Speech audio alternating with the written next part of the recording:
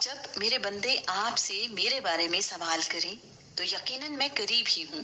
میں پکارنے والے کی دعا قبول کرتا ہوں جب بھی وہ مجھے پکارتا ہے۔ تو لازم ہے کہ وہ میری بات مانیں اور مجھ پر ہی ایمان لائیں تاکہ وہ ہدایت پائیں۔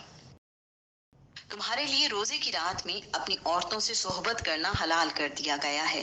وہ تمہارے لیے لباس ہے اور تم ان کے لیے لباس ہو۔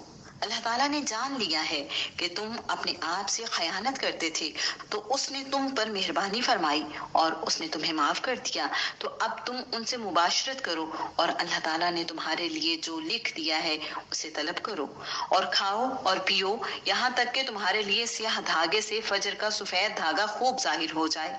پھر رات تک روزے کو پورا کرو اور ان سے مباشرت نہ کرو جب تم مسجد میں اعتکاف کرنے والے ہو۔